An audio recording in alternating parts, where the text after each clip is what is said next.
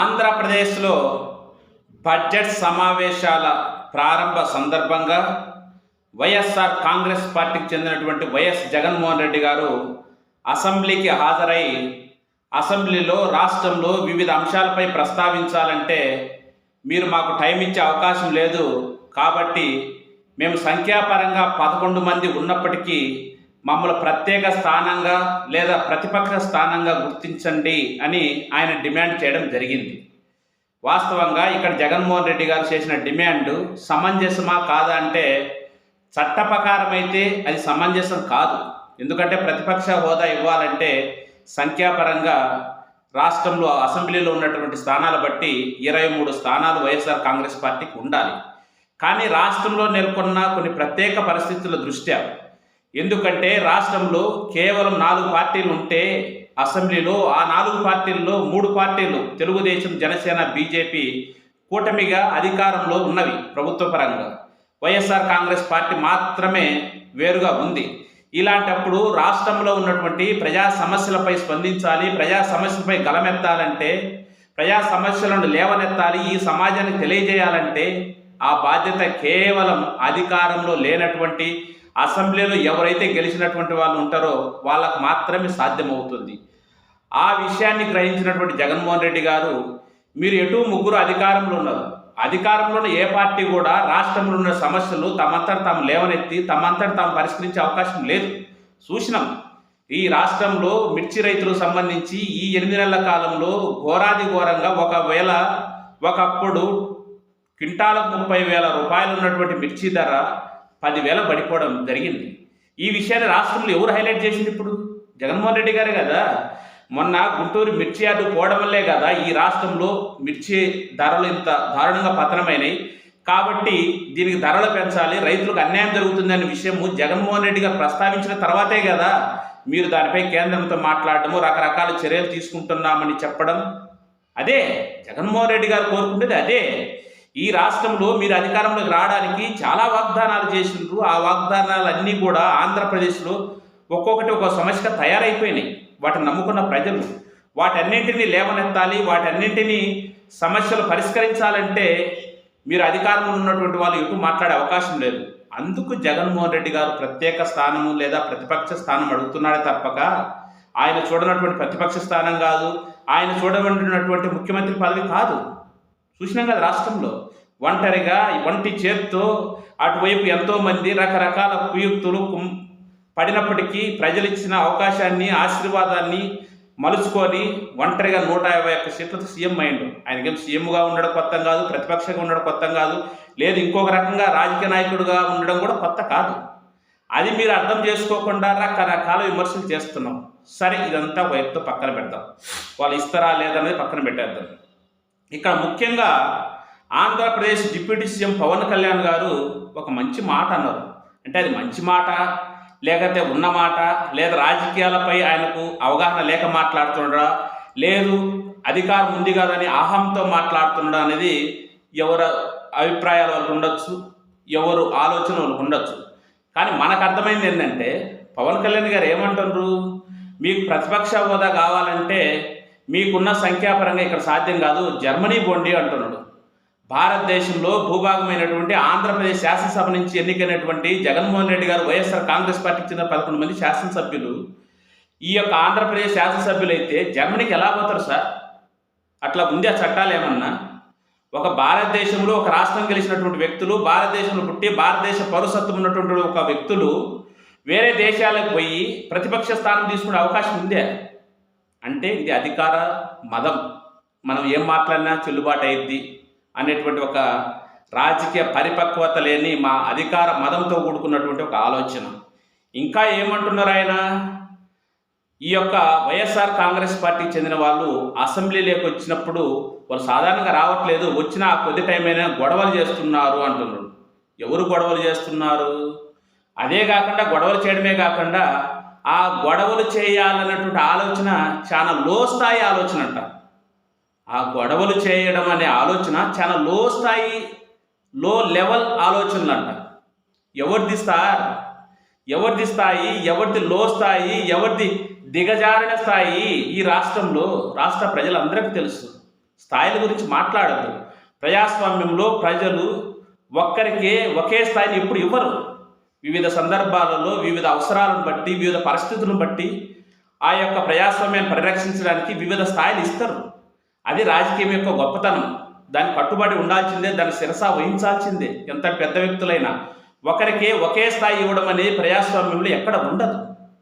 ఒకవేళ మీరు అనుకున్నదే కరెక్ట్ అయితే మీ స్థాయిని పరిశీలిద్దాం. జగన్మోహన్ రెడ్డి గారు మీరు పార్టీ అటు ఇటుగా 1 సంవత్సరం డిఫరెన్స్తో పెట్టిండ్రు. జగన్మోహన్ రెడ్డి గారు 2011 మార్చి 12వ తేదీన పార్టీ పెట్టిండ్రు నాకు గుర్తున్న మేర. మరి మీ యొక్క జనసేన పార్టీ 1 సంవత్సరం అటు ఇటు 2013లోనే ఎప్పుడో 2012లో పెట్టినట్టున్నారు. 10 సంవత్సరాల పాటు కూడా మీరు ఎమ్మెల్యే కాలేదే. ఏంది ఆ స్థాయి? పార్టీ పెట్టేది ఎప్పుడు ప్రశ్నించడానికి పార్టీ పెట్టి ఎవరిని ప్రశ్నించాలో తెలియనటువంటి మీ స్థాయి ఏమి స్థాయి? ఆ తర్వాత 2019లో ఒకసారి కమ్యూనిస్టులతో ఇంకోసారి మాయావతితో పోటీ పెట్టుకొని 2 సార్లు పోటీ చేస్తే 2 సార్లు ఎమ్మెల్యేలు కూడా గెలవలేదే. ఏంటి మీ స్థాయి? ఒకసారి మీ కుటుంబ సభ్యులు పార్టీ పెట్టి పార్టీ నడుపుకొని చేతగాక పార్టీని వేరే పార్టీకి అమ్ముకున్నారే. ఏంది ఆ స్థాయి?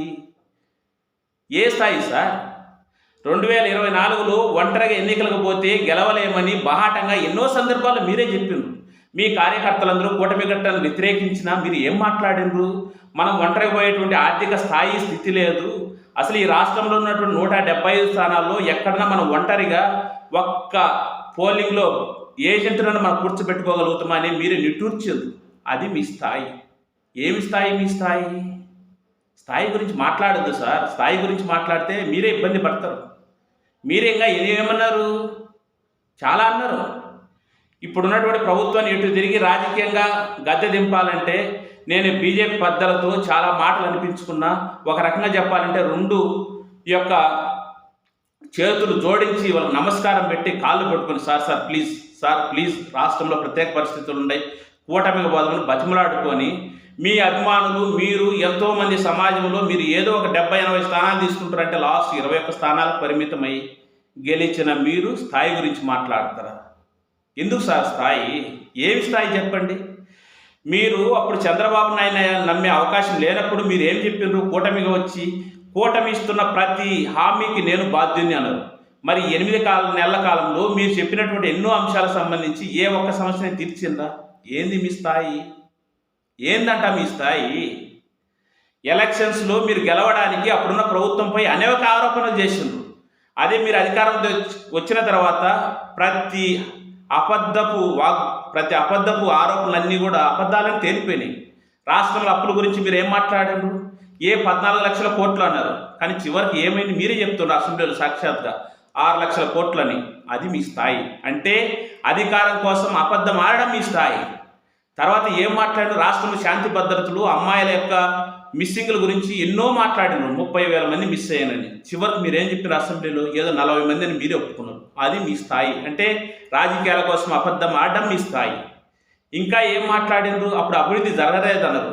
కానీ మీరే వివిధ ప్రాంతాలు పర్యటించి అప్పుడున్నటువంటి ప్రభుత్వం చేసినటువంటి ముఖ్యంగా విద్యా వ్యవస్థలో మార్పులు రావాలని జగన్మోహన్ రెడ్డి గారు తీసుకున్న నిర్ణయాల భాగంగా ప్రభుత్వ స్కూళ్లను బ్రహ్మాండంగా కార్పొరేట్ స్కూల్ లాగా నాడు నేడు కింద తీర్చిదిద్దితే మీరు పర్యటన పోయి బ్రహ్మాండంగా ఉండే స్కూల్ అన్నారు. అది మీ స్థాయి. అంటే అధికారంలో లేనప్పుడు బాగలేదని అధికారంలోకి వచ్చిన తర్వాత బాగుంది అనడం మీ స్థాయి. అభివృద్ధి గురించి మీరు మాట్లాడుతున్నారు. ఈ విధంగా కర్నూలులో మీరు ఈ మధ్యకాలంలో గ్రీన్ కో ఎనర్జీ సంబంధించిన సంస్థ దగ్గర పోయి ఇది బ్రహ్మాండంగా ఉంది, ప్రపంచంలో పెద్ద గొప్ప సంస్థ అన్నారు. అంటే అధికారం లేనప్పుడు అభివృద్ధి జరగలేదన్నారు. అధికారంలోకి వచ్చిన తర్వాత అభివృద్ధి జరిగిందంటారు. అది మీ స్థాయి. ఇలా చెప్పుకుంటే చాలా ఉన్నాయి, ఒకటని కాదు. అంటే అధికారంలో లేనప్పుడు మీరు అప్పుడున్న ప్రభుత్వంపై చేసిన ఆరోపణలు అన్ని అబద్ధాలే. అంటే కేవలం అధికారంలోకి రావడం కోసం మీరు ఆడిన అబద్ధాలు అన్నీ కూడా మీ యొక్క స్థాయిని తెలియజేస్తాయి. కాబట్టి దయచేసి స్థాయి గురించి మాట్లాడదు సార్. ఎవరి స్థాయి వాళ్ళకు ఉంటుంది. ఏముంది ఒక స్థాయి చెప్పండి? జగన్మోహన్ రెడ్డి గారు సొంతంగా పార్టీ పెట్టిన తర్వాత ఈ దేశంలోనే ఒక రకంగా చెప్పాలంటే జాతీయ రికార్డు నెలకొల్పిండు. కాంగ్రెస్ని ఎదిరించి బయటకు వచ్చిన తర్వాత కడప ఎంపీగా పోటీ చేస్తే 5,48,000 ఓట్ల మెజార్టీతో జాతీయ రికార్డు ఆయనకు సొంతం. ఏది స్థాయి? మీ స్థాయి. తర్వాత తమ తల్లి గారు ఆయన ఇద్దరు మాత్రం వైఎస్ఆర్ కాంగ్రెస్ పార్టీ ద్వారా ప్రయాణం మొదలుపెట్టి కాంగ్రెస్లో ఉన్నటువంటి కొంతమంది మీ వెంట మేము నడుచామని అందులో 18 మంది రాజీనామా చేస్తే 16 మంది గెలిచిండ్రు. అది జగన్మోహన్ రెడ్డి గారి స్థాయి. ఆ తర్వాత 2014 ఎన్నికల్లో ఒంటరిగా పోయినా కూడా 67 సీట్లతో ప్రతిపక్ష హోదా పొందిండు. అది జగన్మోహన్ రెడ్డి స్థాయి. ఆ తర్వాత 2019లో మళ్ళీ ఒంటరిగా పోతే 151 సీట్లతో అఖండమైనటువంటి స్థానాలతో ముఖ్యమంత్రిగా జగన్మోహన్ రెడ్డి గెలిచింది. అది జగన్మోహన్ రెడ్డి స్థాయి. మీరు ఇంతమంది ఇన్ని రకాల అబద్ధాలు ఆడి కేంద్రంతో కుట్రలు పన్ని ఎన్నికల కమిషన్ కుట్రలు పన్ని మీరు ఒక రాజకీయ వ్యవస్థలో ఎన్ని అక్రమాలు చేయాలనో ఎన్ని ఇబ్బందులు చేయాలనో అన్నీ చేసినప్పటికీ 40% ఓట్లు వచ్చినాయి. అది జగన్మోహన్ రెడ్డి స్థాయి. కాబట్టి ఎవరి స్థాయిలో వాళ్ళకు ఉంటాయి సార్. ఫైనల్గా ఒక స్థాయి చెప్పమంటవా? మీరు రాజకీయాల్లో ముఖ్యమంత్రి కావాలని మీ అభిమానులు కానీ మీరు కానీ ఎంత బలంగా కోరుకుంటున్నారో ముందు ఆ స్థాయిని చేరుకోండి.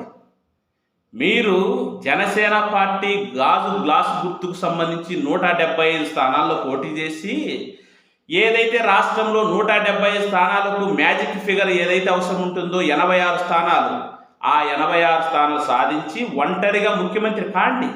అప్పుడు మీ స్థాయి ఏందో అర్థం చేసుకుంటాం. అంతేగాని ఒంటరిగా పోటీ చేసి ఎమ్మెల్యేగా కూడా గెలుస్తారో లేదో తెలియనటువంటి మీ యొక్క పరిస్థితిని, మీ స్థాయిని ఎట్లా అర్థం చేసుకోవాలి? దయచేసి స్థాయి గురించి వద్దు. చూద్దాం, రాజకీయాలు ఇంత ముగిలేదు కదా. అది కూడా ప్రజాస్వామ్యంలో మనం ఇంతకుముందు చెప్పినట్టే ఏ స్థాయి ఎలా ఉండాలని ప్రజలు నిర్ణయిస్తారు. ఒక్కొక్కరికి ఒక రకమైన స్థాయి ఇస్తారు.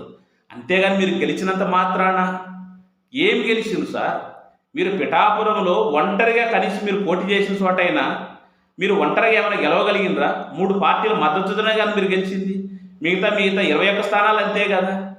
మీరు నోటికి వచ్చి ఎక్కడన్నా మీరు అధికారం ఉంది కదా, జనసేన ప్రభుత్వం అనగలిగే ధైర్యం మీకు ఉందే? కూటమి ప్రభుత్వం అని ఎందుకు అంటున్నారు?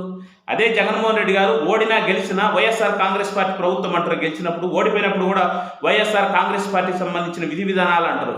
కానీ మీరు అనే ఆ స్థాయి ఉందే? లేదు కదా. కాబట్టి దయచేసి స్థాయి గురించి మాట్లాడదు. ఏ స్థాయి ఎవరికి ఎలా ఉందో రాష్ట్ర ప్రజలందరికీ తెలుసు. అధికారం ఉంది కదా, మీడియా ఉంది కదా, మన మీద పెద్ద పైనుంచి దిగి వచ్చిన వాళ్ళ మాదిరిగా, ఒక సిద్ధాంతుల మాదిరిగా మనం రాజకీయాలు మనం చెప్పిందే కరెక్ట్ అనేటువంటి వాదన అది మీ దగ్గరే పెట్టుకోండి. అందరికీ ఆలోచించే శక్తి ఉంది. మీకంటే అందరికీ కూడా రాజకీయ అనుభవం ఉంది. రాజకీయాలు ఎలా ఉండాలో ఎప్పుడు ఏం జరుగుతుందో అందరికీ తెలుసు సార్. కొద్దిగా ఆలోచించుకోండి మాట్లాడే ముందు స్థాయిల గురించి.